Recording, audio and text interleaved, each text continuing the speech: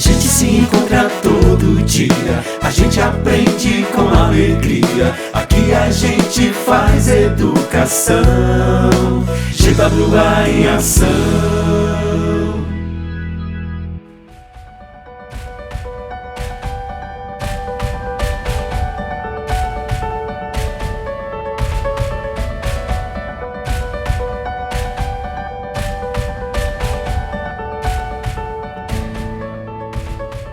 Estudantes da Escola Governador Valdemar Alcântara de Ubajara, é um prazer enorme estar mais uma vez com vocês para mais uma aula de História.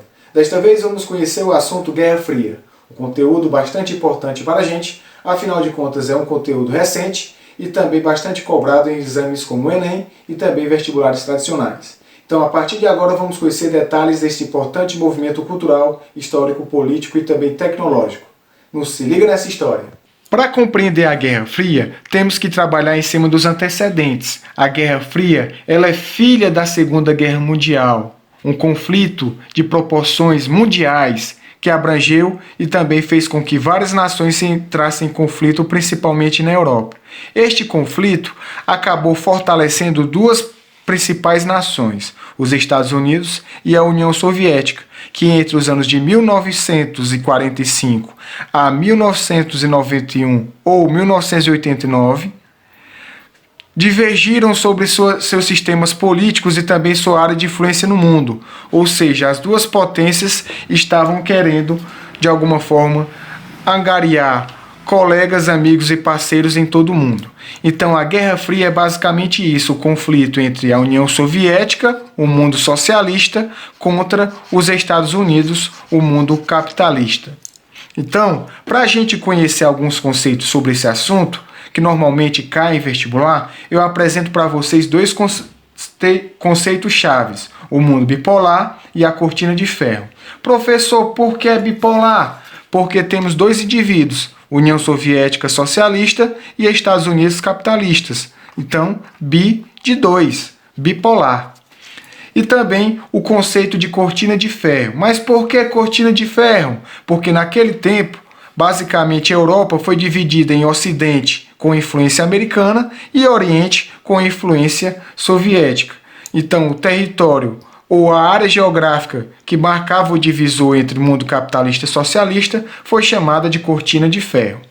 Então, ocorreu um conflito entre o capitalismo e o socialismo, que no primeiro momento, pós a Segunda Guerra Mundial, ocorreu a divisão da Alemanha em 4 territórios, no caso, sob influência da Inglaterra, da Alemanha, da Inglaterra, da França, dos Estados Unidos e da União Soviética. Fato que já a gente vai ver com mais detalhes.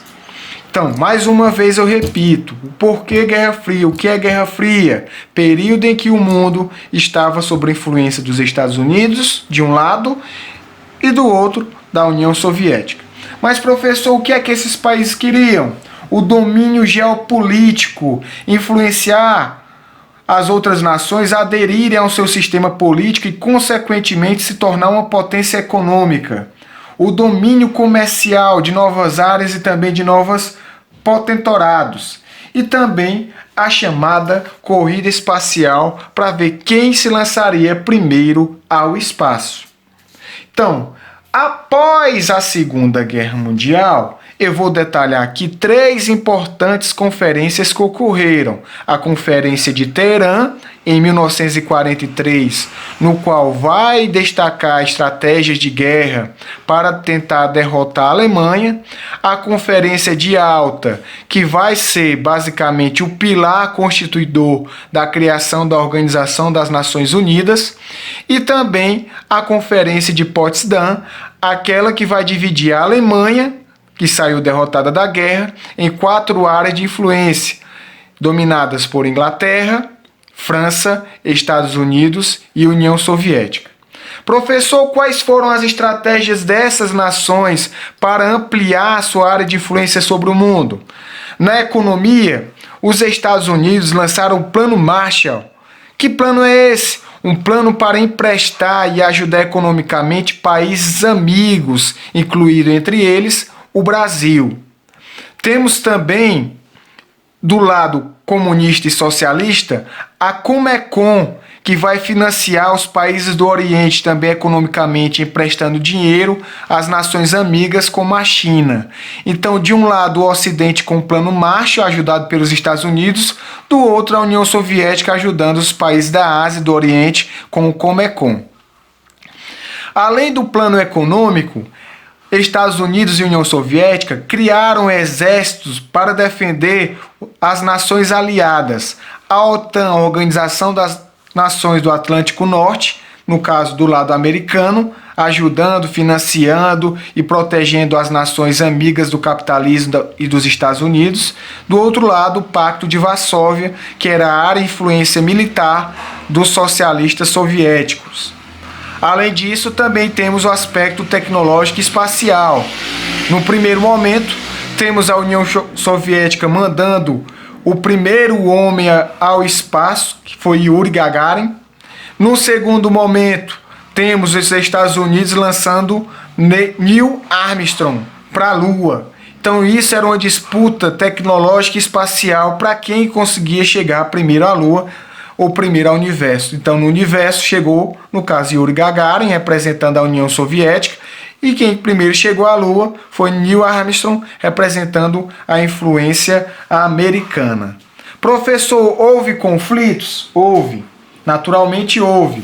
E um desses primeiros conflitos foi basicamente a chamada Revolução Cubana, ocorrida em 1959, no caso há 61 anos atrás, onde Fidel Castro, que era basicamente um jovem advogado, derrubou a ditadura americana de Fulgêncio Batista, que administrava a ilha e explorava a cana-de-açúcar naquele território. Fidel Castro, juntamente com estudantes e também com intelectuais socialistas financiados pela União Soviética, derrubaram a ditadura americana de Fulgêncio Batista, criaram um governo socialista na ilha cubana e posteriormente vão negociar o açúcar com as nações da União Soviética. Lembrando que em 61 os Estados Unidos tentou retomar a ilha sem sucesso a partir do uso das forças da CIA, e posteriormente a União Soviética criou uma base militar de mísseis em Cuba, fato que posteriormente os Estados Unidos descobrem, gerando a chamada crise do míssil, no qual John Kennedy ameaça invadir o território cubano. Posteriormente, Estados Unidos e União Soviética decidem, no caso, afirmar um acordo de paz, e a União Soviética tira os mísseis do território cubano.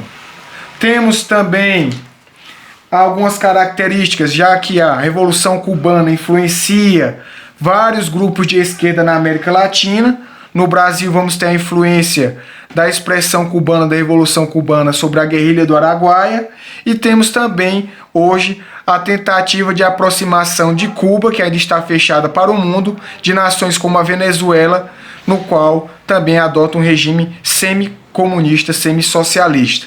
Então, esses são basicamente um dos conflitos que ocorreram nesse território, em Cuba. Temos também a Revolução Chinesa, no qual o líder Mao Tse-tung, como está aqui mostrado, ele é um líder personalista adorado por crianças, que vai implantar uma ditadura socialista na China, também chamada de Revolução Cultural, no qual o mesmo vai expulsar teóricos capitalistas intelectuais e implementar uma revolução socialista que vai, de alguma forma, se distanciar do mundo capitalista na chamada Revolução Cultural. Lembrando que Mao Tse-tung, no primeiro momento, lança a Grande Marcha, já que ele inicialmente era perseguido por Chiang Kai-shek, que era um líder capitalista. Mao Tse-tung assume o poder, lança a Revolução Cultural, implementa o socialista e dispersa, expulsa teóricos intelectuais chineses. Está aqui uma amostra de toda a doutrinação socialista na China.